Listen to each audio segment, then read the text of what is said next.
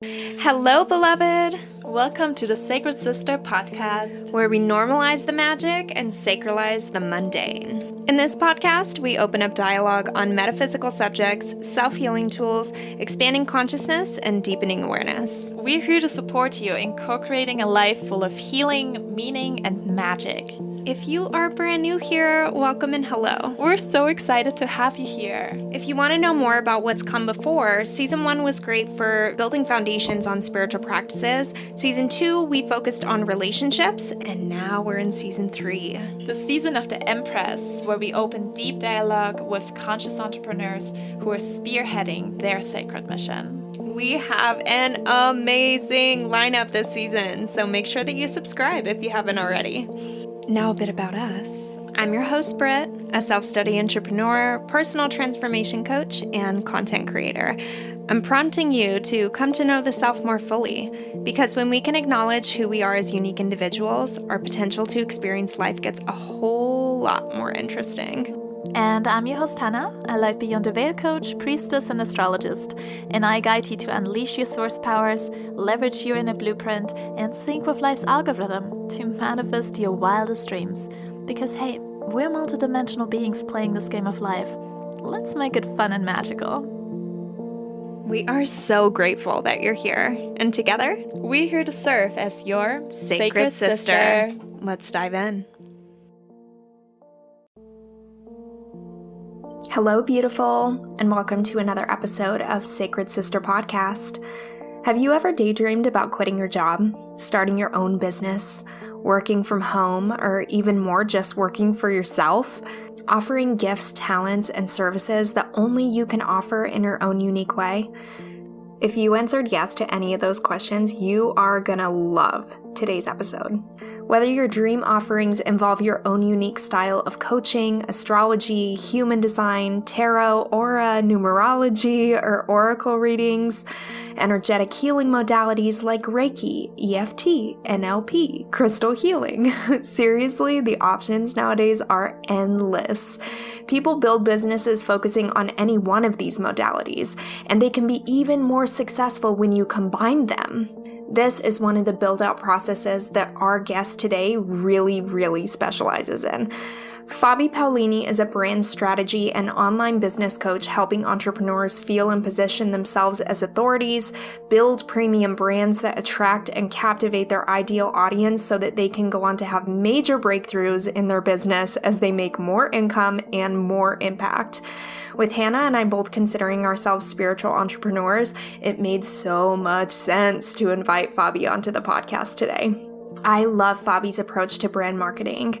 One of the things you'll hear us talking about later is how so much of the time your superpower star offering, the one that makes your brand and business stand out from all the others, is something or a mixture of things you're so good and gifted at you could do it in your sleep. It's these kinds of superpowers that are so innately woven within the energetic fabric of our makeup that some people have a really hard time inviting the idea of making a living off this thing that you do almost effortlessly, much less charging for it at all. Do you shut yourself down thinking that the market that you can envision yourself creating offerings for as being too saturated? So much so that you ought not even try? Many refer to the age of Aquarius that we're steadily merging into as the age of information, where we're constantly spreading information like wildfire. It's truly never been easier to reach, connect with, and provide incredible service to people all around the world. I personally have had clarity calls and personal transformation coaching clients from all over the world, Australia, Canada, India, and all across the nation. Even this podcast is listened to all over the world. Truly, it's never been easier to connect deeply with others now that the interweb is such a seamless and prevalent part of our lives. I hope this episode leaves you as inspired and motivated as it left me. If nothing else, I hope that it fills you with inspiration and possibly a new perspective on just how easy it is to start a business nowadays. I think a lot of people can think that it is very intimidating, unapproachable, overwhelming, especially if you don't have a past in brand marketing or business strategy. I'll let you know that I don't have either of those. I don't think Hannah does either. It's so nice that Hannah and I can focus on what we do best, and then we can hire someone like Fabi who is absolutely amazing at what she's doing. And it really seems like the more that time goes on, we're really like coming to see that the new way of life, the new way of doing things isn't 100% dependent on your educational background. Some of the most successful businesses come from people that didn't graduate from college, and I think it's an amazing thing. I think this is a part of the innovation and new way of doing things that the Aquarius energy and archetype is all about. Finding new, unorthodox ways of doing things, making things easier, finding new solutions, being innovative. It's such a cool time to be alive right now. So if anything, I hope that you really understand that if there is a will, there is a way. If you have deep intention to build something because there's a little whisper inside of your little heart space that says, there might be something inside of you starting your own business, I hope you really give that whisper some time. Being an entrepreneur and investing your own money into a business is not the safest route, but once again, life is so wild right now. Who's to say? Who's to say that you can't start your own successful business? Anyway, the wisdom that Fabi drops in this episode is so fresh and from a different background than we normally have on Sacred Sister Podcast. Once again, I hope you enjoy, and let's go ahead and dive into Hannah's astrology segment to take a look at Fabi's energetic DNA. Hello and welcome to the astrology section. My name is Hannah and I will be guiding you on a little journey on the inner blueprint journey of Fabi Paolini. And this is something I love doing for our Sacred Sister podcast episodes. We love looking into the inner blueprint of our guests because that's how we can see what kind of archetypes are living within them and how do they use those archetypes, how do they show up in their lives. And then for you as a listener, you can try to find those archetypes during the interview that we have with Fabi, and you can find out, oh yeah, that's her sun sign, that's her moon, I can hear that. So let's do it, let's have some fun. It's a quick, simple inner blueprint reading of Fabi Paolini. And Fabi has a Taurus sun, and her Taurus sun is in the 7th house. She also has a Gemini moon, which is in the 8th house, and she has a Scorpio rising. So let's start with the sun sign. Her sun sign is in the 7th house. Taurus is the sign of the owner, the business owner. Not too surprising with Fabi. She is literally, this is how she shines her light, by expressing her gifts and talents and by being a provider and being an owner of her own business, an entrepreneur. And then it's in the 7th house, which means that she's really good at seeing other people's strengths and talents. She has a gift for noticing the treasure in another. And when I say treasure, I mean like, what is their special sauce? She literally knows that. This is how she shines her light. She's really good at supporting others and being the cheerleader for others. So this is why she's a great coach, because one-on-one work is really great. It's in the house of design and beauty, so she has an eye for that. And she loves working with other entrepreneurs. Those are the people that she loves to attract. Then she has her moon in Gemini in the 8th house. And her moon is actually part of an amazing constellation that she has in her chart, which is called the Mystic Rectangle. And a Mystic Rectangle is quite rare to have in one's chart.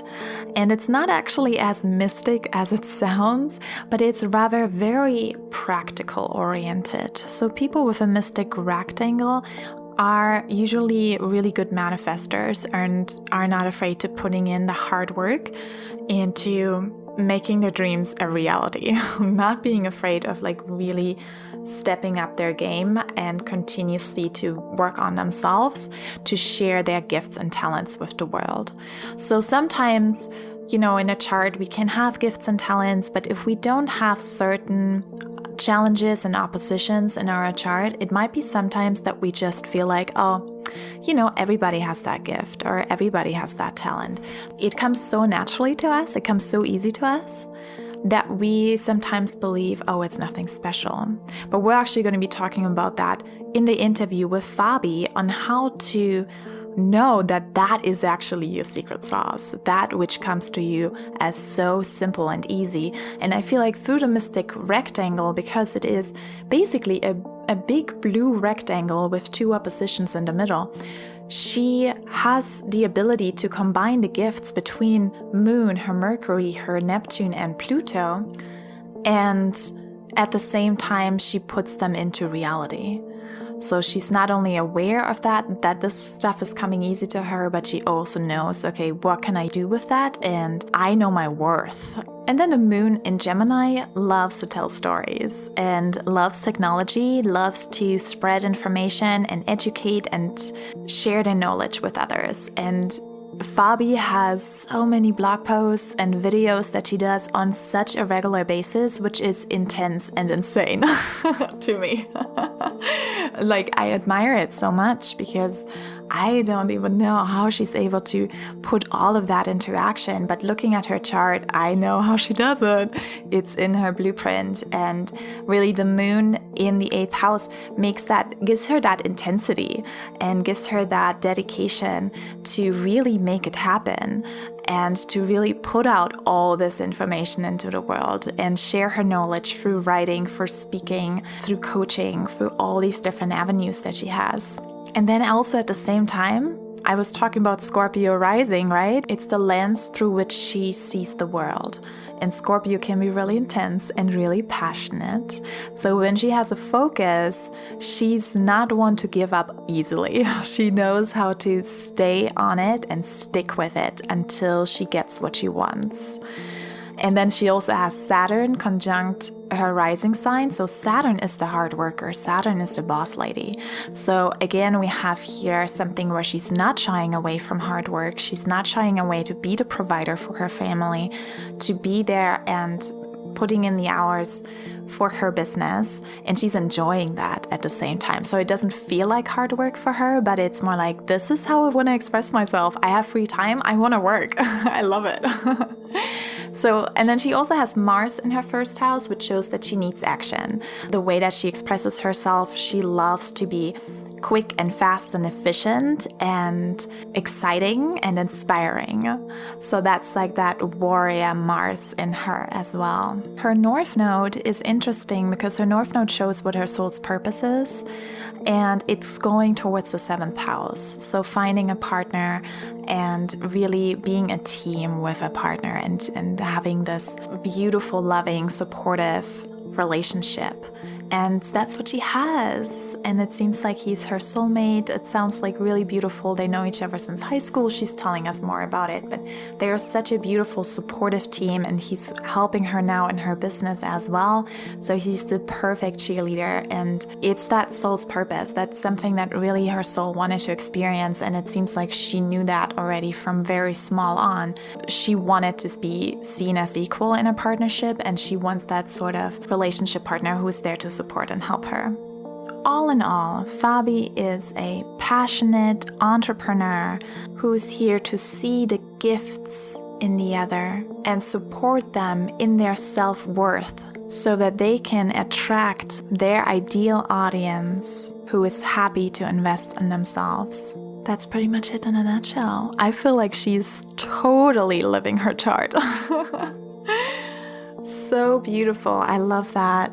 And if you're interested in learning more about your inner blueprint, you can go onto my website, hannahchristiansen.com, and you can book your inner blueprint reading. And for the rest of July, I have 25% off with the code Game of Life. When you want to uncover your secret sauce, look into your inner blueprint to find out who you truly are on the deepest level.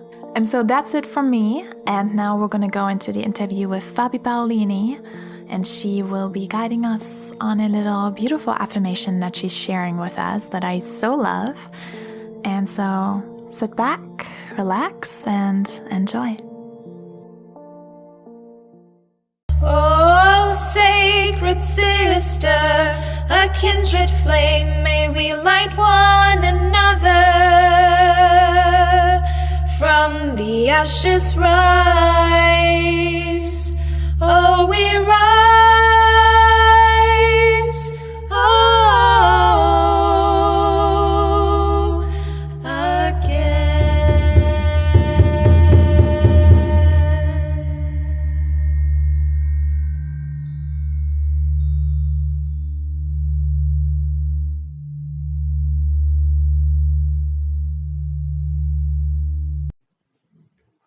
So I want to start with something that I feel is really special and something that I go by. In fact, I go by it so much that I have it behind me in my office, and it's proceed as if success was inevitable. And I use that so much in my life whenever I have moments of doubt in myself, or whenever I feel like, just fear popping up, or anything that doesn't really serve me shows up. And I always remind myself that my success is inevitable. And even through the moments of challenge and heartache or whatever, I know that everything's going to be okay, because this is, and I believe this at least, my greatness is destined and it's done. It's certainty, like just having that certainty in myself, because it is done and it is here and it is mine. And even if I can't see it today, it's inevitable. So I guess that's where I wanted to start with. So potent. Yeah, that's the best outlook to have, I feel like. Thank you so much for offering that to our audience. And hello, Fabi, is it Paolini? Yeah, Paolini. I know it's kind of, well, it's funny because I summarize it just to make it simpler for people, because my actual name is Fabiana. But I'm like, they're not going to be able to say Fabiana. So I just say Fabi. Everybody calls me Fabi. So it's Fabi Paolini. That's right. Fabi Paolini. And where are you from? Yeah. Where are you from? I'm from Venezuela. Oh, beautiful. Yeah. I know that we're going to get into your whole history. Hannah tells me that you have such a beautiful story about building your business from the ground up here in the States and traveling over here from your native land. And I can't wait to hear about that. First, I want to say hello to each and every one of our listeners. We're so excited to have you here and to be sitting here with Fabi. Fabi is a brand strategy and online business coach, and she helps entrepreneurs feel and position themselves as authorities, build premium brands that attract and captivate their ideal audience so that they can go on to have these major breakthroughs in their businesses, and so that they can make more money and make more of an impact. We're so excited to have you here. Thank you so much for joining us today. Thank you. This is fun already. I'm excited to be here. Well, we aim to be fun, at least. We definitely want to be fun. And speaking of fun, I'm super curious to know, Hannah told me a couple weeks ago that your slogan had something to do with salsa. That's all I could remember. And it's discover your secret sauce and turn it into salsa. Can you give us a little backstory on that? I live for salsa. So it's funny. I don't even know how I came up with that, but I just came up with that about a month and a half ago. And I just thought it was so brilliant and funny, because it ties and it's very purposeful, right? I came up with it about a month and a half ago, but it's very purposeful because my whole thing is about, and we'll probably get into this, but about leveraging who you are, leveraging your identity, and using your identity, your personality, and who you are to bring in the right people. So ironically, and obviously, saying using your secret sauce and turning it into salsa is kind of playing on my own identity because I'm Latin. So that's kind of what I was intending with that. So it's about really bringing who you are. And when I say turn it into salsa, what I mean is just captivating those people and just having fun with who you are and using your identity to attract the right people into your business, into your life, I guess, too. Yes, and it works. Right? Yeah. So this is super special for me because Fabi is my business coach, and I hired her to help me turn my secret sauce into salsa, and she did. Yeah. And you've really helped me to just embody being a life beyond the veil coach, and just really standing there in my authority, building an absolutely amazing website and back end of like membership portions. And it's like absolutely incredible what you were doing. And I'm so grateful. It was like the best investment I've ever made in my business, the biggest and the best.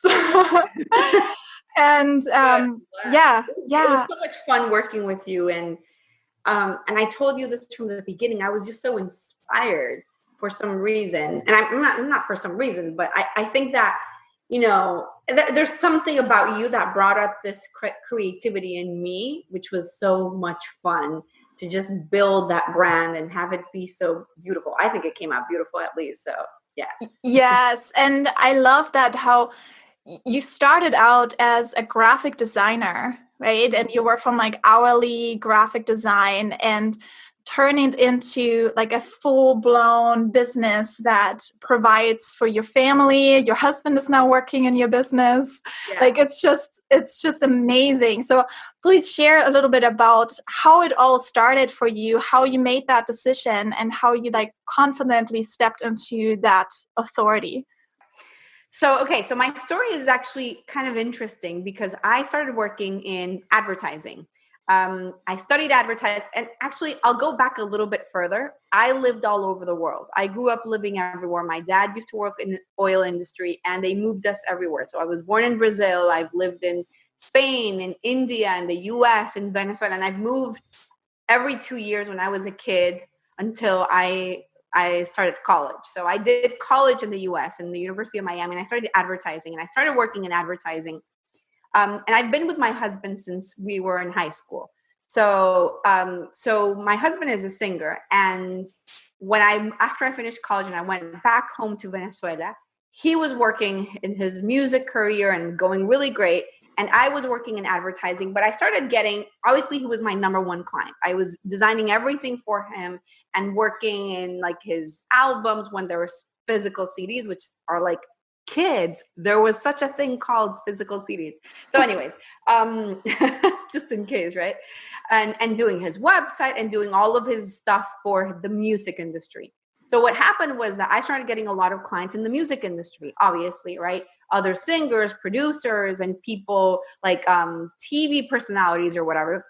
So it got to a point where I quit my job in advertising because I was like, I'm making more money and I don't have to go to an office, and started building my business where I was working exclusively doing branding and web design at first, mostly for musicians and people in the music industry, but that slowly started shifting over time. So when we moved to the US, the end of 2015, that's what I had been doing. I had been working on design and building websites, but within that process, I did an MBA just before we moved to the US. I did an MBA in one of the top MBA schools in Latin America because I always knew that I wanted to bring in more than just design. I didn't want to be just a designer. I felt like there was more, like I could see it in my clients. Okay, I'm giving you this website, I'm giving you this, I'm giving you that. But if I don't give you more, you're not going to know what to do with it. So I had that idea in my brain. I did my MBA and I started kind of incorporating some of these elements into the work that I was doing with clients. And then we moved to the US with zero intention of moving to the US, by the way. I was here for a few months. My husband had some work things, and I was pregnant with my first daughter. And so I was like, I'll give birth in the US. I'll wait. She'll be American. She doesn't have to deal with the whole like passport thing or whatever. And my husband had work things here.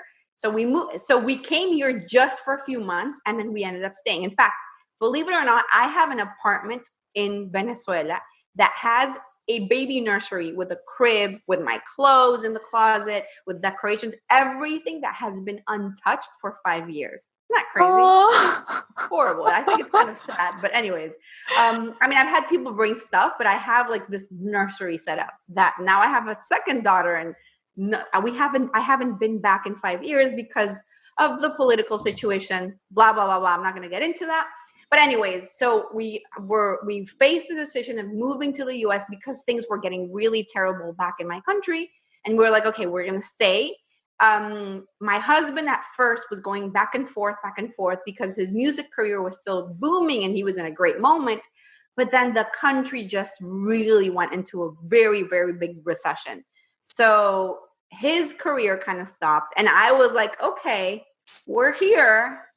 I need to start getting clients here in the US. And back home, I had built a business that was completely based on referrals. It was all word of mouth. I didn't do anything to get a client. But obviously, there's currency, like a different currency, and there's currency control in Venezuela. You don't have access to dollars. So it's like it's a different market completely. So I was like, okay, I need to figure out how to get clients here. So I started taking every single course and program you can imagine. Like literally, I always tell the story, and it's 100% true. In the first 8 months, I did maybe about 12 or 13 programs, and I'm an implementer. I am an action taker. I did everything. And I would get a little bit of traction, but it was like, it's not enough. And I felt something was missing. And we'll talk a little bit more about how kind of what happened with that in a moment. But basically, as I started learning and growing and doing different things in my business, I was like, maybe I should teach people, my clients, how to do the same. So I started incorporating more and more of those elements into it until eventually I realized that the design aspect of doing a website and doing somebody's logo or whatever, that was really just the cherry on top, because the real thing that I was helping people do was helping them uncover their secret sauce and turn it into salsa. Like just really get very clear on who they are and leverage those things to be able to establish themselves as an authority and build success with their own businesses. So that's kind of like the long story short. Yes, and I love it so much because you basically brought in all these different aspects, all your different talents, and instead of going from I'm just going to be a graphic designer, or I have several different jobs that I do, and one in advertisement, one in graphic design, or one maybe business, and you brought it all together. And I feel like that is such a beautiful way of really serving our clients, because this is something that I do with the Life Beyond the Veil coaching as well, because I bring in the astrology, I bring in the Reiki, I bring in the hypnotherapy, I bring in the priestessing, like all these different talents and abilities, and bringing it into the salsa, like just like salsa has all like, different ingredients in it, and you put it together and create this beautiful salsa that only you have. Exactly. And that's what makes you strong. And, I was just talking to a client earlier this week who had this kind of contradiction inside of her, because she was like, I have to pick a niche. I have to pick an area. And I kept on telling her, what if you don't have to pick an area? What if instead you bring in all of these different areas that you're good at and uncover what problem, when you bring these things together, what problem you're solving, and then offer the solution with your unique way of doing it. You don't have to pick a niche. And it's completely against what everybody is saying, but it's not about picking a niche. It's about understanding the problem. And that problem has a variety of solutions that you can help people solve. Like you were saying, Hannah, in my case, I help people with messaging. I help people with design. I help people with mindset. I help people with marketing. I help people with copywriting and funnels and visibility. Like there's a gazillion things, and it's zero niche down. But what is very clear is the problem. I'm helping you position yourself as an authority. I'm helping you stand out. I'm helping you differentiate yourself and make competition irrelevant. So that's kind of how I think about it. It's what's the problem? That's what's important. That's such a refreshing way to and I feel like it's this conscious entrepreneurship that I'm starting to see those two words linked together definitely more. it's so refreshing to look at it from this unorthodox way that a lot of business marketers or brand strategists, they just press so many things that maybe they've worked in the past, but at least for so many women now, it's like we're realizing that a lot of the ways that they said were the only way to like have a successful brand or a successful business is just not sustainable long-term. Energetically, it's like we touched on this a couple episodes back with Priestess Julie Parker, but I'd love to get your perspective on this as well, because it seems like you're really one of like the front runners of this new sort of just more conscious way of looking at entrepreneurship and the nicheless service provider. Yeah. Well, yeah, because here's the thing. There's every single day, there are more and more people that are going to be coming into the market. And what's been happening with COVID-19 is just proof of it, because a lot of people who had resistance of building their businesses online are now like, okay, I need to build my business online. So it means that there's going to be more and more people. But what that means is that there's also more and more people with needs. Like, obviously, I think that sometimes we get this idea, and I really talk against it as well, of the market is saturated. It's not saturated. We live in the 21st, right? Yeah. The 21st century, where I have had clients in Dubai and Australia. How can you tell me that the market is saturated when you have an audience of 7 billion people? It's impossible. So what your job really is to figure out how you can leverage you to be able to bring in people. What's been happening in the last I would say probably in the last decade, is that we're shifting into something that's being called an identity economy, where people are buying based off identity, not only in the identity of the person that I'm buying from, but how that identity reinforces my own. So how this all comes together with what you were asking is basically that what we want to be able to do is not blend ourselves into the crowd by doing what everybody else is doing, right? If I'm just doing, okay, no, I'm going to be only a graphic designer doing websites, I become one more graphic designer just doing websites. There's a million of them, right? And yes, the market isn't saturated, but I need to find a way that I can stand out. And the way that I can stand out is if I'm bringing all of these different elements that make me who I am. Like, for example, with Hannah and what you were saying, you're bringing hypnotherapy, you're being priestess, you're bringing all of these things. And immediately that makes you alone in your field almost, right? There is no competition. There's nobody that could compete with you, because people aren't buying because of your credentials or because of that. They're buying because of your identity, and how that identity, like I was saying, reinforces people's own identity. So going back to what you were saying, I think what's important is building a business that inspires us, that makes us feel excited, and it makes me feel connected. If I have to shut off a part of me to fit in, why would you want to build that business? I don't want to shut any part of me. I'm a human that has a lot of things that I like and I love and that light me up. So instead of shutting something off, let me turn all of me and let that kind of be, I don't know, like that beacon of light that brings people in. So that's what I think. Oh my gosh, I feel like I need to hire you. Yeah, I want to expand on this even more because I'm having so many light bulb moments right now. So at the beginning of last year, I took this mindful entrepreneurship mentorship program from a blogger that I'm obsessed with. And we're actually going to have her on the podcast later this season. Her name is Jules Acree. And I'm so inspired by her course. And we go through this whole 6-week, 6-module thing where you're really figuring out your unique identity, you're developing your mission statement, all these identification things for your brand and business.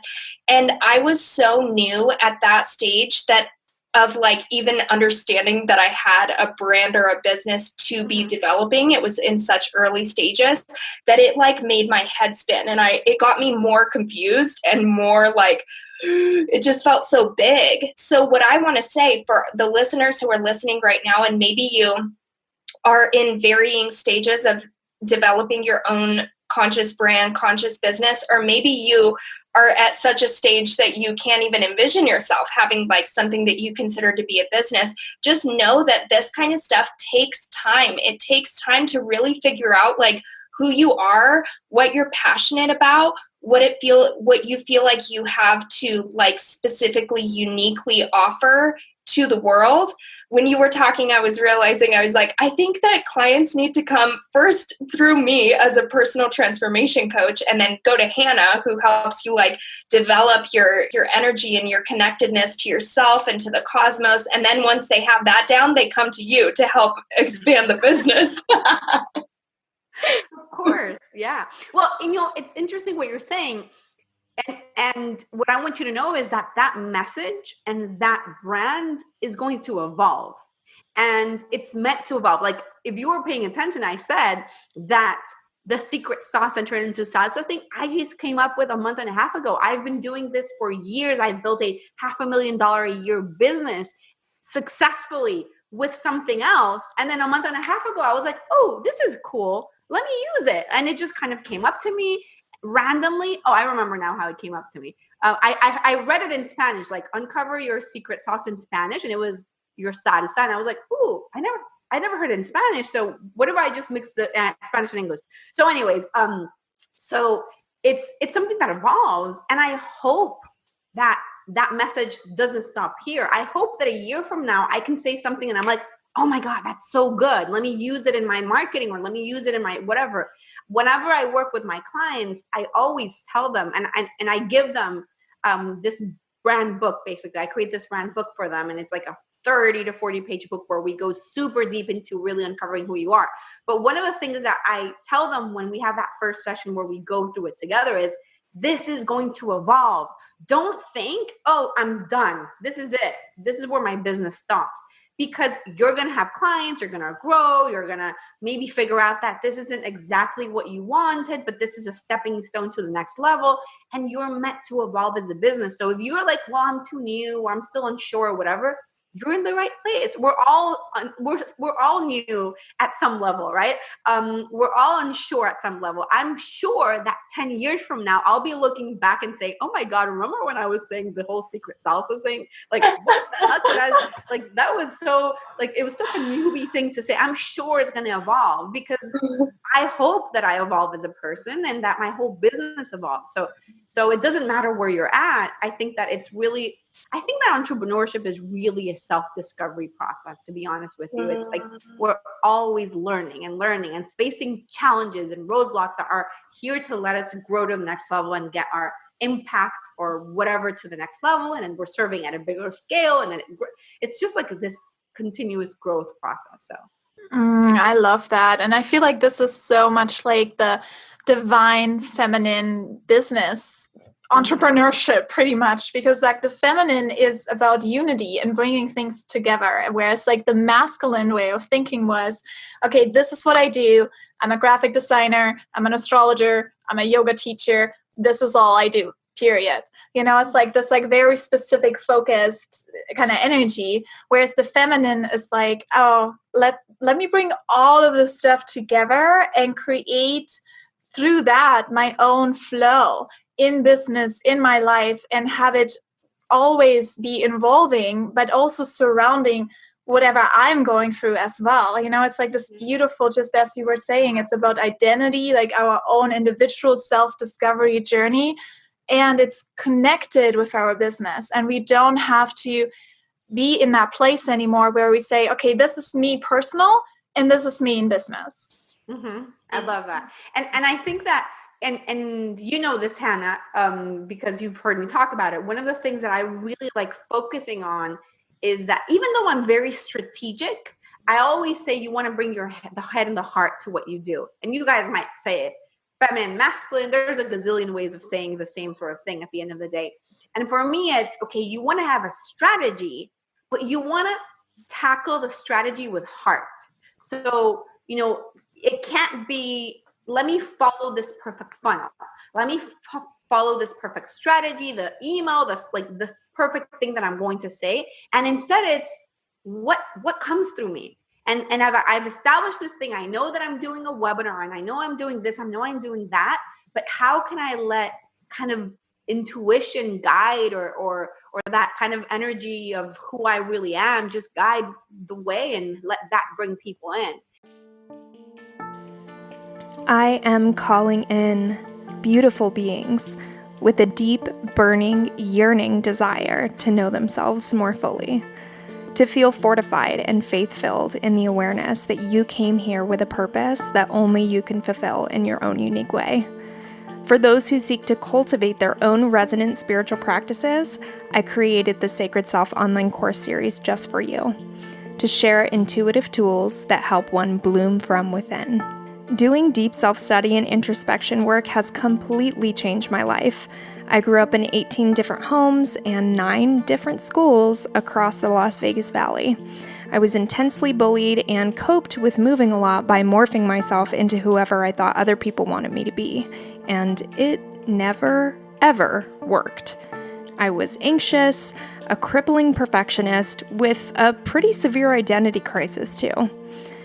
I know this isn't what your story is, but maybe some of you can see yourself in me. One of the most valuable things that I've learned in my 5 years of tireless, passionate self-study is that no one has the answers for me necessarily. That in order to transform, it's my job to prioritize the time that I need to sit with my gifts and my triggers, my stuff, myself. In the 3-part Sacred Self series, I guide you to create a sacred space for sitting in self-reflection. Invite in devotional gestures by creating a candle of presence, and gain self-awareness through self-study, utilizing Sacred Svadhyaya, a journaling practice. I had a client tell me recently, wow, I never really realized how much I glossed over the concept of self-acceptance. It's really like the most important thing. My sentiments exactly.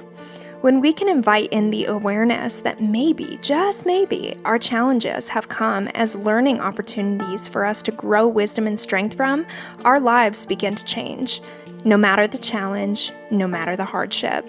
If this feels like a resonant step for you, I invite you to join me in the Sacred Self online course series. Use code SACREDSIS for 20% off when you purchase the 3-course bundle. Visit the online course tab on britlinlabeouf.com to enroll, and remember, you are the healer you've been looking for, but are you giving yourself the time and space to do those deep dives? That kind of energy of who I really am just guide the way and let that bring people in. And by the way, I have to say, Hannah, you've been killing it with emails. They're so good lately. Like, they're really, really good. I can tell that you are at a really good, inspired place because of the emails I've been getting. And I'm on your email list, so I read them. But they're really great. So I just wanted to add that. Thank you. No, it's been such an amazing journey, and yeah, it's just having everything together, having the brand book too that you gave me, and just like really knowing, okay, how can I make the best use of all of my gifts and talents and be of the greatest service to my clients.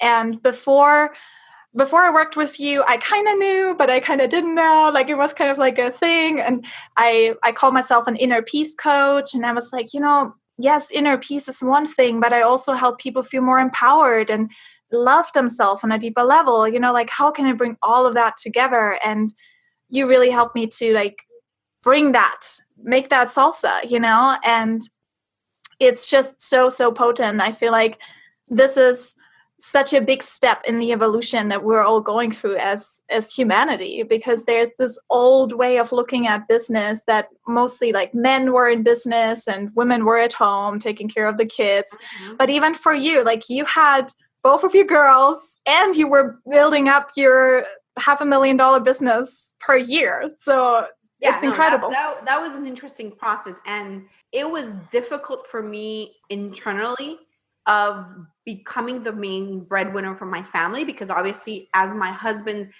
was extremely successful back home in his music career, and he had awards and was doing tours, and it was really great. And then it was just a side note, the whole country was like put on pause because of politics. And it was very difficult for him to deal with it. The way that I would describe it, it was like he was in the spotlight, and then the spotlight turned and it was like, okay, Fabi, it's your turn. And it was like, oh shoot, now what?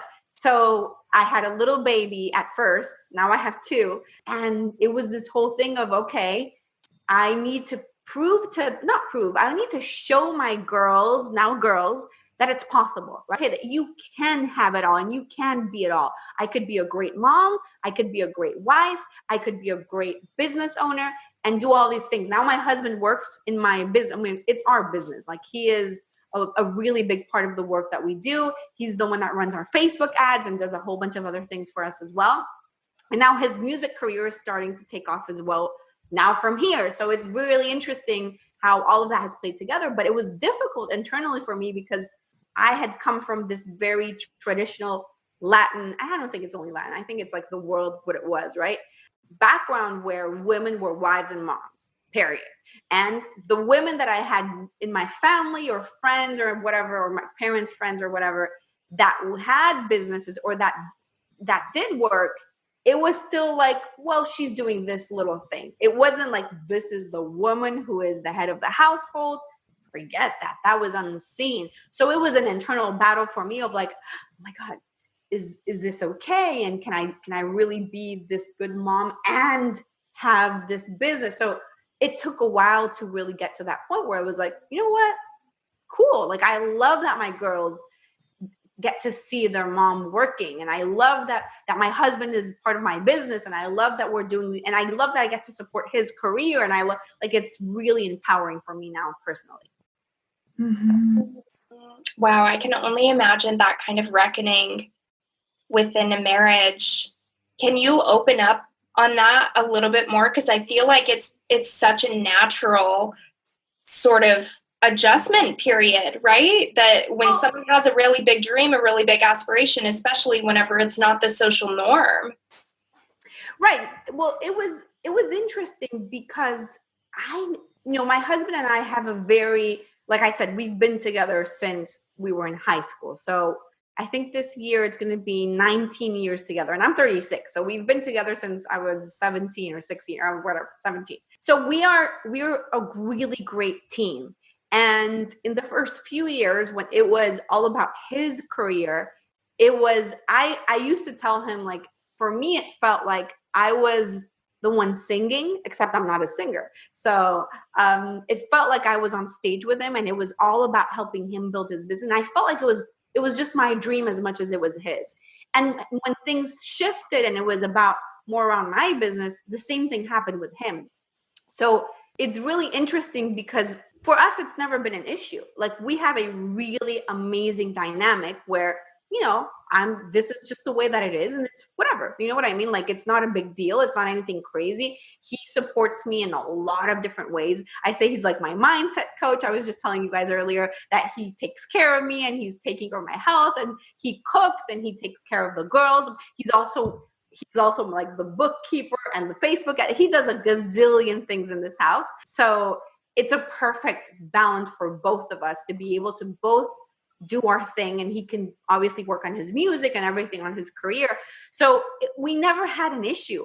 The issue was more mine internally of, oh my God, can I as a woman be successful? But it was never around, am I overshadowing my husband, or how is that going to impact our relationship? It never made an impact. I think, if anything, the last few years have grown us stronger together, and it's been really empowering. So I think that's important saying that as well, because I do believe that so many women can feel afraid of, like, how this could impact their marriages or their partnerships or whatever. And it doesn't have to. For me, it's just been better. That's it, period. We have so many thoughts as women, just like, am I allowed to? Who am I?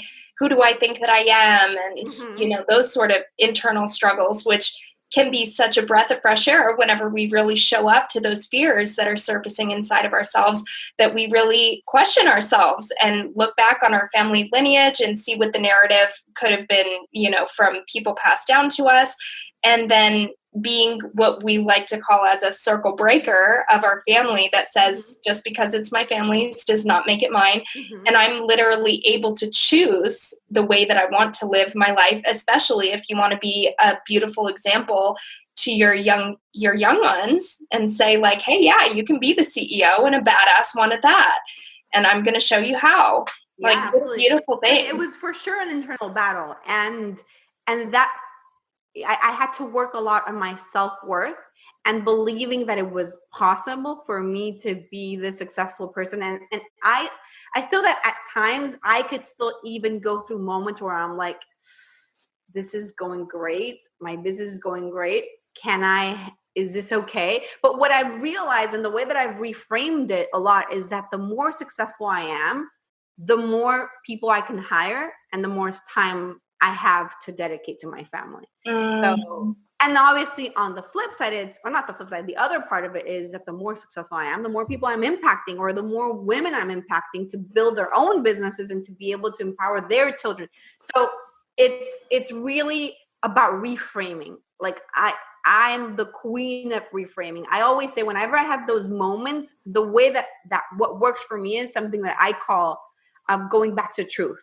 So whenever I feel like fear is like, whatever, I go back to truth. I'm like, okay, these are stories. What is the truth? What is the fact? What is the actual reality of what's going on right now? And what works for me personally is literally sitting down with a whiteboard and writing those things out. Okay, this is the truth.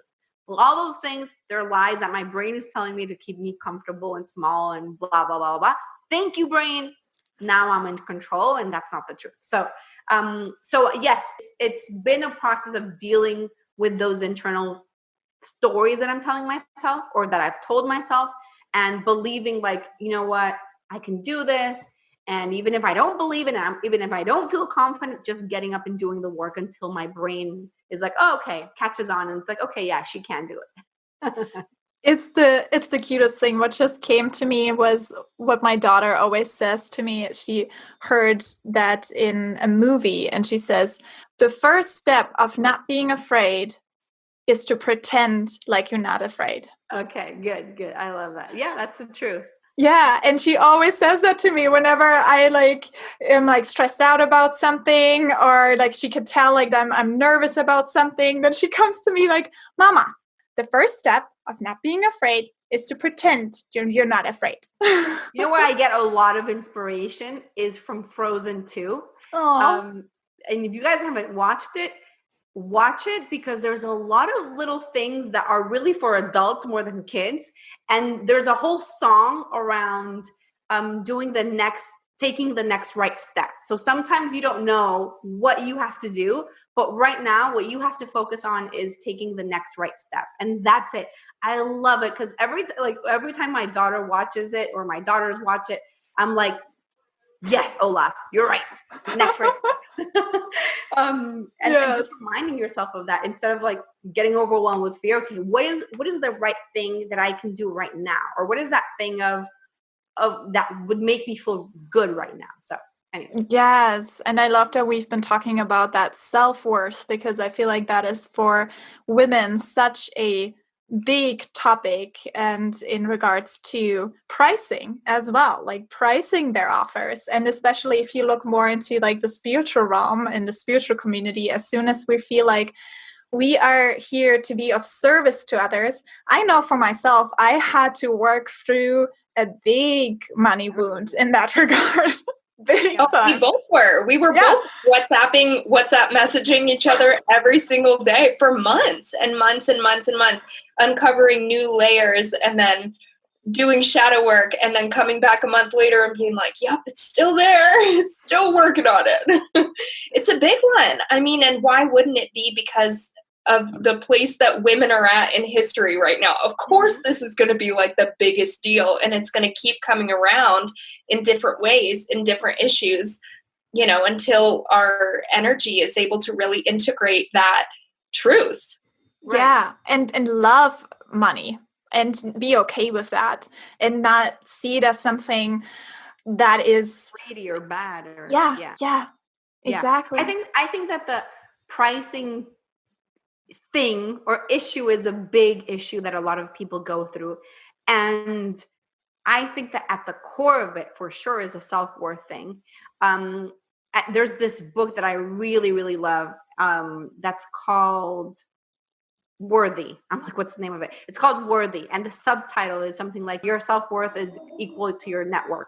And the reason why I think it's a self-worth thing is that usually people don't really understand the value that they're providing. So they feel like, oh, let me discount, let me lower my prices because I feel bad. Even with what's happening with coronavirus, for example, people are like, oh my God, poor people can't pay, let me lower my price. I heard this example the other day and I thought it was so good. It's like, if you were to go to a heart surgeon right now, the heart surgeon wouldn't say, oh, Hannah, let me give you a 50% discount because of coronavirus. No, it's a heart surgeon. He's fixing your heart. And what a lot of you or us are doing is something that is really massive. And you have to learn to value the work that you're doing. And it starts with you valuing yourself first, right? But until you don't understand the actual result that you help people achieve, even if you've never had a client, even if I've had people work with me that have never had a client before, can go on to charging $3,000, $5,000, $10,000 for their services. And it's because even if you've never had a client, you know how to build the solution. But the thing is, what is that solution? Understanding what it is that you actually do and valuing the way that it should be valued. Another example that I love sharing, and in my webinar, I talk about it, is I like showing this little paper clip from Tiffany's, the jewelry store, Tiffany's.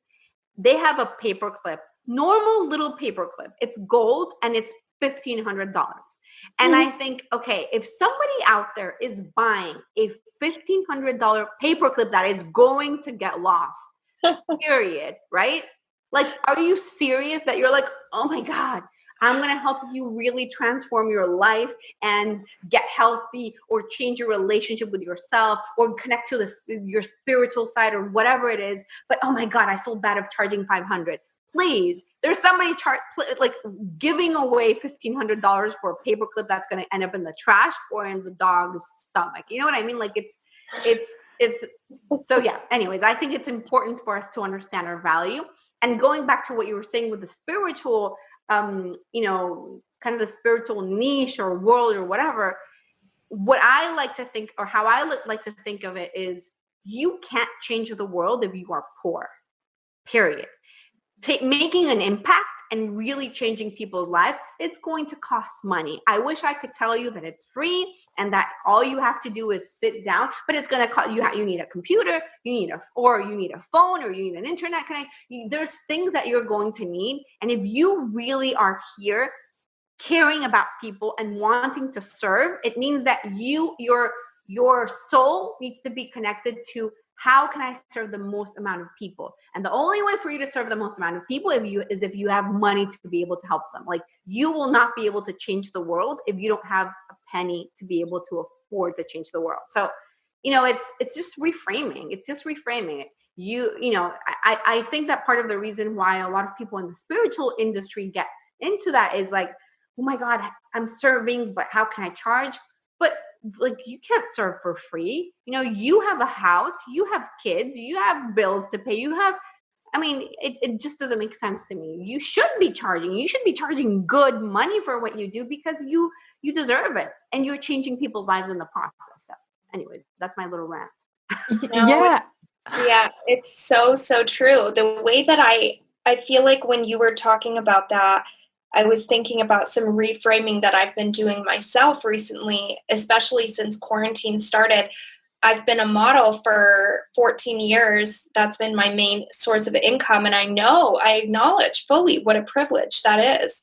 And that's been the reframe in my own mind, doing this spiritual work. Because of my career in modeling, I have the time and the affordability to be able to build this business that I'm able to step into as a service provider, as with spiritual expansion and personal development. And I think it's another really important piece as these healers, that we step into a place that really acknowledges our privilege fully. And we know that it's only because we have the means to provide the service that we're like that. I'm having a hard time communicating this right now, but do you understand what I'm saying?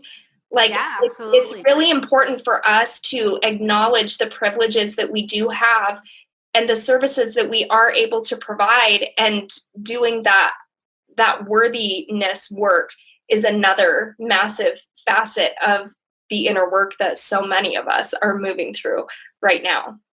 Yeah, absolutely. I totally get where you're coming from, and it is a privilege to be able to serve people, and it's a privilege to be able to do it from the comfort of your home. I mean, the world that we live in today, it's so easy, really, compared to what people were living 100, 200, 500, 600 years ago. That was crazy. This is so easy. Oh my God, how horrible. I'm stuck at home with Netflix. You know what I mean? Like, it's crazy. There was something that I read a few days ago. I don't know if you guys saw it. I guess it was like this meme or whatever going around social media of like somebody who was born in 1900. They went through World War I, and then the Spanish flu, and then they went through World War, like all of these things, and it was like, wow, that is crazy. This is just 120 years ago, and the world is completely different. And anyways, so we are privileged to be able to have the life that we have, and be able to build our businesses from home. But because we have that privilege, that doesn't mean that we have to suffer.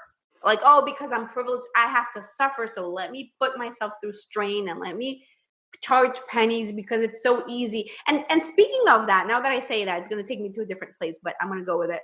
That's a big thing that happens too, that we feel bad about charging because it's something that comes really easy to us. And I'll give you a perfect example of this. When I started shifting from, at first, doing design and slowly shifting into adding more of the business aspect into my business, I would do the brand strategy book, which has evolved, obviously. And this is the book, like I was saying before, that I give to my clients. And it really is a brand book. This is who you are as a brand. This is your message, who you are, all these different things. And I didn't charge for it. I would give it away for free for my clients as part of like the design package, because I was like, well, this is just obvious and easy. And even still, I mean, obviously now I do charge it for it. But even still today, when I do these brand books, I feel like this is so obvious and easy. I don't understand why. Like, I always feel like when I send it, I don't feel it as much anymore, but I used to feel a lot like when I would send it to a client, like they're going to read it and say like, Fabi, but this is obvious. But the messages that I get from people are like, oh my God, how did you get this? And I'm like, how did you told me this? This is, I don't, you know what I mean? But it's like this whole, like, this is very, it comes so easy to me that I didn't even think that I needed to charge for it. And yet this is, I mean, I had a client that I worked with a couple of years ago who said, Fabi, just this book is like, you could give me nothing else and give me this book and it would have been worth working with you. And I'm like, okay, I just kind of replied back what you said, but sure. So for me, it's very easy and obvious. So and this happens to so many of us. It's so obvious that we're like, why would I charge for this? And how could I charge a lot for this if this is obvious? But for other people, it's like brilliant, right? It's what you're doing is something that it's like, wow, this is mind blowing, really? And you're like, well, yeah, it's basic, but you know what I mean? So I think that that's important too. Understanding that those things that come the easiest to us, those are the things for which we need to be charging a lot, because there's a lot of people out there that are going to be like, I have no clue how you did that. So I just wanted to put that out there. I love that you touched on that, Fabi, because I feel like when I was reading the brand book and you were showing it to me, I was like, you channel that. This is channeling, literally. Like, you're connected to your higher self and you let it flow through you. And this is how we feel like comes easy to us because we're aligned. Mm-hmm. And whenever we are in that place where we are aligned, we are literally connected to the consciousness grid. We're allowing that God force to flow through us. And each one of us has our own unique channel to that God force, you know? So but whatever comes easy to you doesn't come easy to me. Whatever comes easy to Brit doesn't come easy to me, and like vice versa, you know? And so this is how we can like really work together and like become aware of, oh, wow, this is my gift, whatever that ease, that flow, that is truly me being aligned with my higher self. And I love that you mentioned that, because yes, this is truly the salsa that we're making, because we allow it to flow through us. And this is our gift to the world.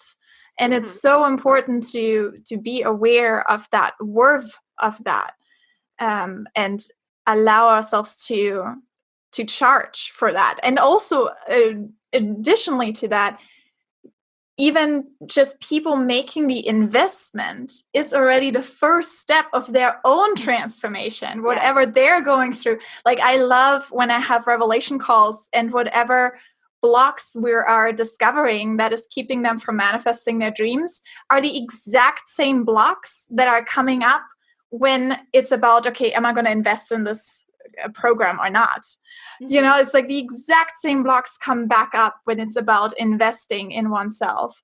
And it's like, literally, when they make that step to invest, they already take the first step of transformation. And if I took that away from them, it would be almost like selfish. If we don't give that to the people as well, and be like, this is your investment, this is your side of the working together, this is your gift. So, you know, it's a gift exchange. And I don't know if you've heard the phrase of those who pay attention. And the thing is that, I mean, think about how much information we have available for free online right now. And how much do you do with that? Probably nothing, right? Not very much. I mean, you could read it, but how committed are you to taking action? When I see it in my business, and I've seen it through the years as I have raised prices. Part of my story with that is when I came to the US, I was charging $500 to build a website. I don't charge $500 to build a website anymore. But guess what? My clients back then were not getting nearly as good as results as the people that I'm working with right now. And it's not necessarily because obviously my work has changed over the years, like we talked about, but it's about what it means to invest. Like, what does that mean to you? You are believing in yourself enough that you're putting money behind your dream, and you're putting money behind your vision. And you're saying, you know what, I'm going to turn this investment into whatever that dream, that vision is. So by you not charging, I agree with what you were saying. You're actually being selfish, because you're not serving people, giving something away. They're not going to take action. I mean, how many courses and little like $100 programs? I mean, okay, I'll give you this example. I've been buying those $27 little offers that are on Facebook right now all over the place. You think I'm doing anything with them? I'm just buying them. I need to stop buying them because it's becoming a problem. But I'm not taking action. If I don't even open one of those things, it was $27. Who cares? You know what I mean? But if I'm investing $27,000, just kind of use the same number, I'm going to pay attention. I'm going to do what you tell me to jump. I'm going to jump. Where do I have to go? What do I have to do? I'm going to do whatever it takes to make back that investment, or make more, or whatever it is, or lose weight, or change my relationship, whatever you're doing, right? Like, but I'm going to take action because I've paid for it. So that's important too. Yeah. And as a varying perspective, I love that you just said that, because when you were like, how many of you are going to do a free thing? I literally signed up for a free 7-day Simplify and Thrive challenge. And I'm really excited to start it tomorrow morning, and it was free. So this is another varying perspective, because I know that if it's the same for you and I, that we have varying perspectives, I'm sure there will be for a ton of the listeners. So especially the way that I love to see it, because I'm such an action taker and such a go-getter with something I'm aligned with, I'm like 1,000% aligned. I want to do all the action to see how far it will get me, and see how much I resonate with the content creator. Because when I vibe with something, I will easily save up money to spend $2,000 to do a weekend immersion with them, or to do a 6-week module or something like that. So I wanted to know your perspective on the free offers as well, because sometimes do you think that it's really smart for someone to put a taste of their offering out there that people can, get a bite, get a feel for what your work is, get a high value thing for free so that they know that you're serious business, so that you can show people what you're working with. Right. Okay. So before I get into that, I want to say with what you just mentioned right now of the 7-day thing that you're signed up for, that the difference is that if within day 4 or 5, you get busy and you end up not watching it or not taking action, you're going to be okay with it. But if you paid $5,000, you're going to sit down and you're going to find time for it. That's kind of the little bit of a difference behind it. You know what I mean? And obviously everybody is different, but there's an internal thing of how much commitment you have behind it. So, okay, regarding content, I'm somebody who puts out a lot of free content, and I have a lot of PDFs and blogs and emails and webinars, and I'm writing a video series that I'm going to be trying to record on Friday this week and putting it out next week. And I'm always creating content. I think that what matters most when creating content is what you consider value, because value and what people are like, oh, just create something valuable and share something valuable. And okay, so what does that mean? Because right now there's so much content that is being poured into the world, right? Like every single day, people are doing videos and this and that, and people could find it anywhere. So, or find it from anybody, right? So I think that what matters the most when we're creating content is that we want to shift the way that we look at that content creation. And instead of me giving you just how-to content and showing you like, oh, let me give you a little taste of what I do. What I believe most, or what I like to do most with my content, is to really help people shift perspectives instead. So I'm giving value, but that value is coming from me helping you change your mindset or understand what mistakes or beliefs or things you're not doing that or those things that you're doing that are holding you back instead. So I love giving content, and I think it's important, and I love this idea of getting people to get a taste of you, as long as what you're doing is really leveraging your secret sauce, right? You're not just sounding like one more person. Like if you were to take an Instagram post of yours and that post could be replaced by somebody else's, and I don't know if this is Hannah's or this is I don't know who it is, right? Then that's a sign that you're not bringing enough of you into what you're doing. And that's true for anything, for any of your content. If your content could be copied by somebody else exactly, that means that you're not bringing enough of you. So you do want to bring and give people that touch of who you are, or that taste of who you are.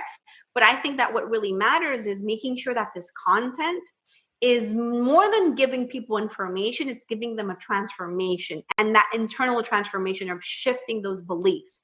And are you ready to connect deeper with your intuitive powers, feel confident in your decision making, and manifest your dream life and business with less stress and more flow? If you are a heck yes, I got something for you. The Moon Manifestor membership. Learn the algorithm of life. Find out what portals of opportunity are opening up for you each month, so you no longer have to second guess yourself and try to force things to happen, but you can playfully up-level your life while enjoying the journey. And just like Pamela, one of the Moon Manifestors, who says, the Moon Manifestors have influenced my life in every way. Honestly, my life has become so much less stressful and so much more in the flow. I love seeing amazing things manifest for each of us. So what are you waiting for? Join the Moon Manifestors and transform your life in a fun and magical way. For only $39 per month, it's like your spiritual gym membership.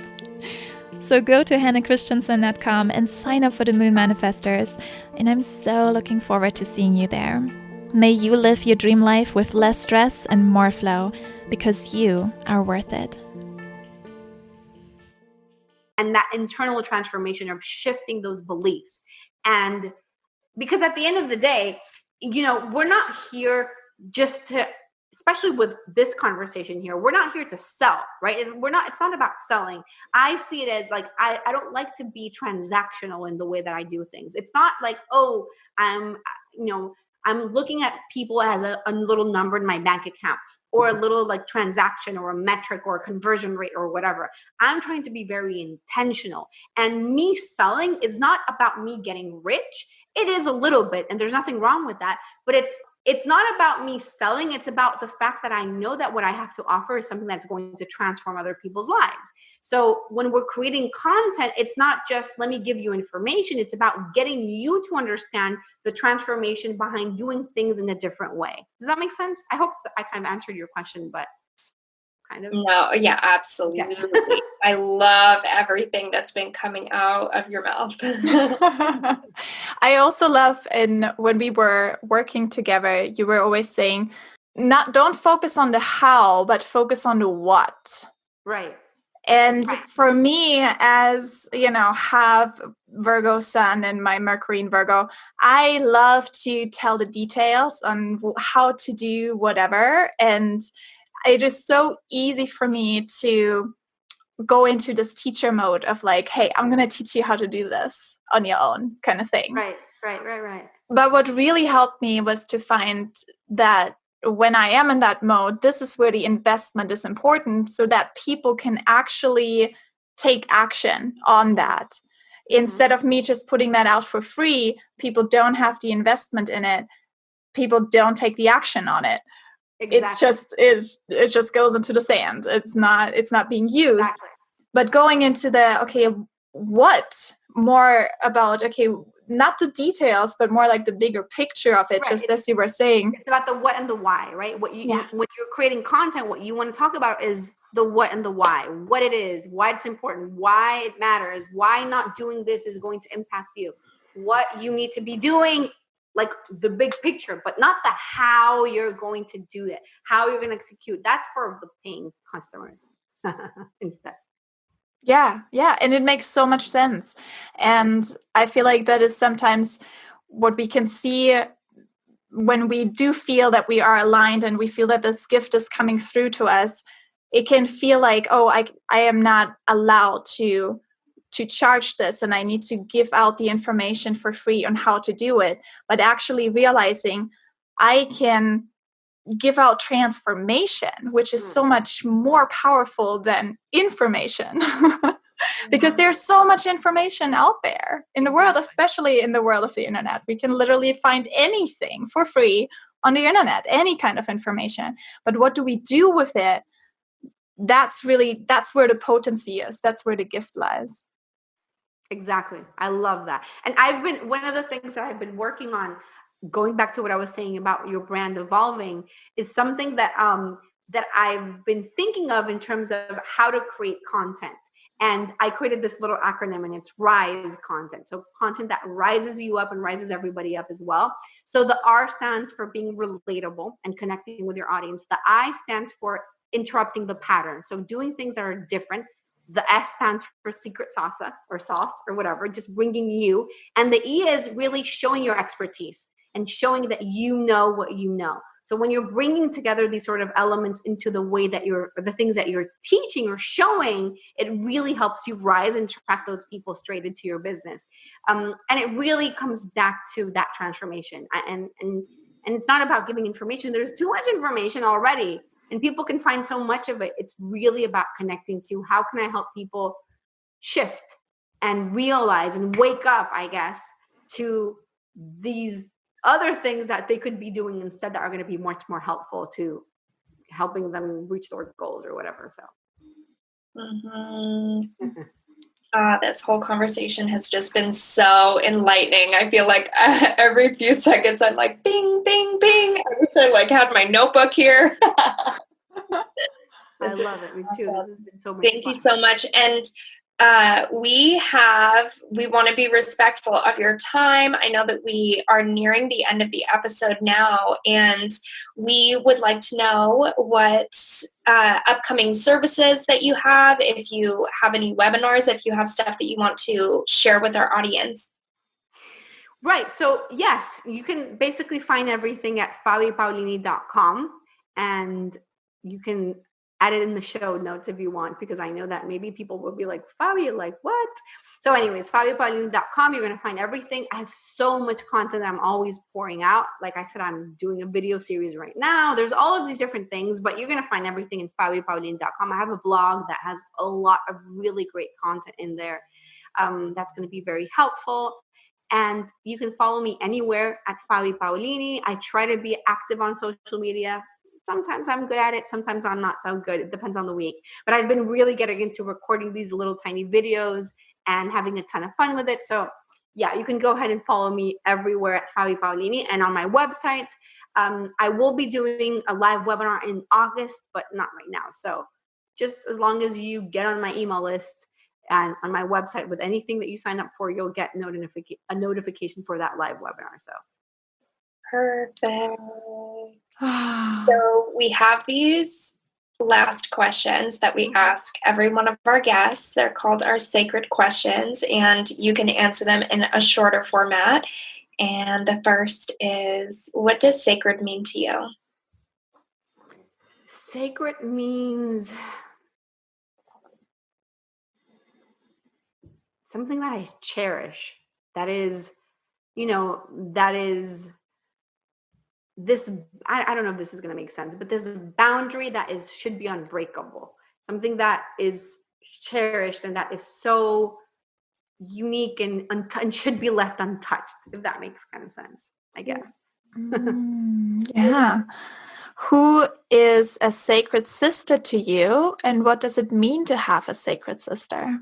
Oh, I like that.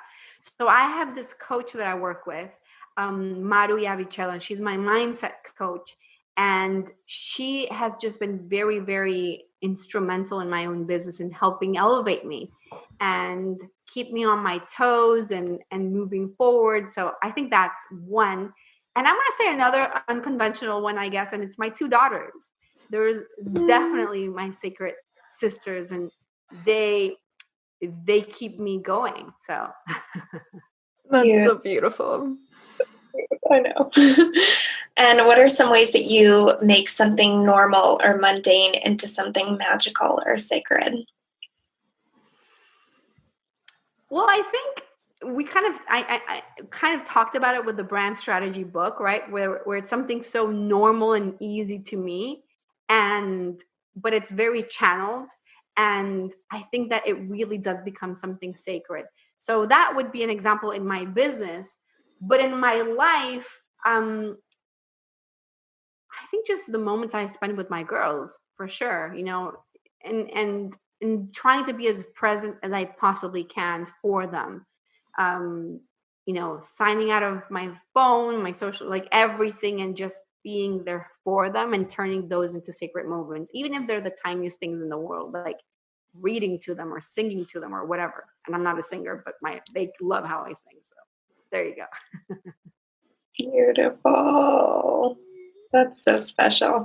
Wow. I had no idea how this conversation was going to go, and I loved every single moment of it. What a fresh, perspective. What a different sort of topic. I don't know if Hannah shared with you or if you've listened to many Sacred Sister podcast episodes, but this is our first that kind of deviated a little bit from such a spiritual type of conversation. And I thought it was so fresh. It was so fresh that so I have no idea how many of our listeners are thinking of starting things themselves, or, they would love to know some back end information about this kind of stuff. So I'm very, very, very excited for the way that it went. And I wanted to add something too. Can I add something? Mm-hmm. Of course. When you were talking about your mindset coach, I was like, oh, we need to talk about that, because sometimes I feel like when you're looking up to someone and you see that they are offering so many things, you think sometimes you can perceive that they have everything all figured out. And I really wanted to touch on that because it's so important for the people that are up there to be releasing and voicing to this, that there's constantly people that they're hiring. There are people that are that they're getting help from, that they're receiving insight from. Your coaches have coaches, your counselors have therapists.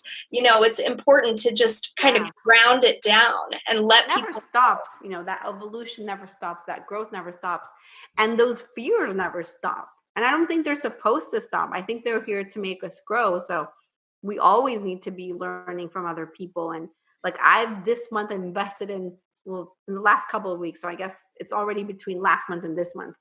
Invested in 3 different programs in the last couple of weeks. But these are very specific programs that are going to take my business to the next level and going to help me with mindset and all these different aspects. So, it should be an ongoing process for all of us, I think, at least. Yeah, and the best coaches are the ones that have coaches, because how are we supposed to coach and expect to attract someone to us if we're not doing the same thing? Like whatever we want to attract, we first need to do first, and then we can attract it.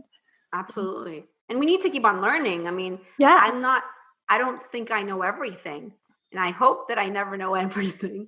I always want to be learning. And one of the things that I very much like doing is everything that I learn and implement, then I go back and teach my clients and say, okay, I tried this. I did this.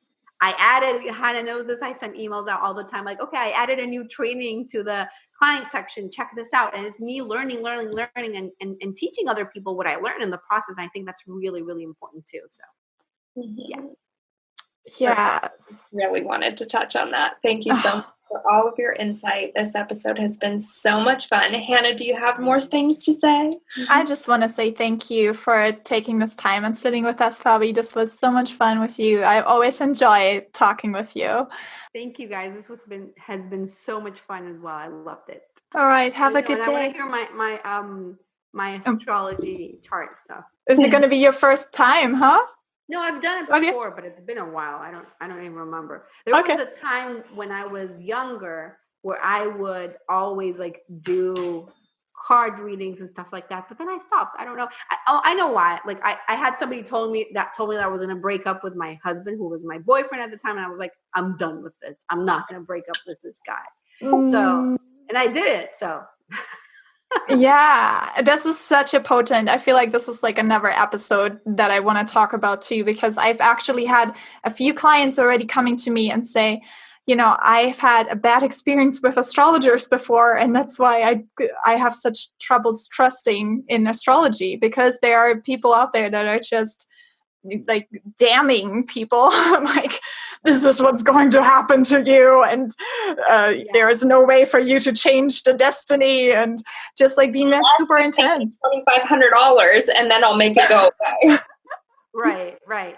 Yeah, for sure. No, but I'm a super believer in astrology, and it's so interesting because, and I've been even like, I'm serious of me reading your emails recently and checking out like, oh, I feel like my energy is heavy right now. I wonder what's going on. I look for Hannah's stuff to see if like there's something. I'm like, yep.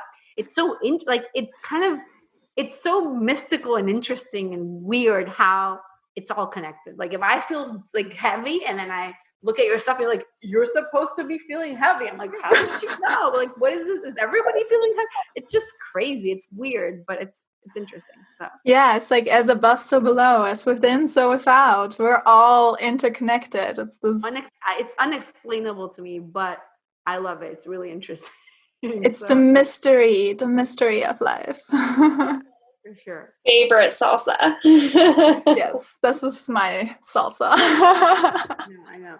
And I keep on messaging Hannah, like, Hannah, what's going on? Is there something going on with Taurus? Like on Instagram, from time to time I message her, like, is there something going on with Taurus? Because I feel heavy right now. Or Mercury. This Mercury was tough on me, I have to say, but it's still through it. It's still going on. Mercury retrograde. I went through the toughness. I think like nice. There's always a little period of like, oh yeah, this is what Mercury retrograde season's about. There's always an adjustment period. And then either you choose to lean in or you don't. Yeah. And as soon as you lean in, then you can integrate it. And then it's such a gift. Yeah. Because usually we're like, this one, it was really interesting. It was really about revising my business and changing things and looking at my business model and thinking about things that I want to do differently. And it was just very deep into that. And I say it like as if it's over, because I feel like I got through the hard, like there's a shift, complete shift in energy and everything. So beautiful. You did the work. It was tough. Exactly. It took a lot of me writing on the whiteboard, but I got it. I figured it out. So yeah. Love the whiteboard. Here's mine right here. I know. I'm about to buy one too. I'm so excited. And I have a big one where I write like all my ideas and stuff.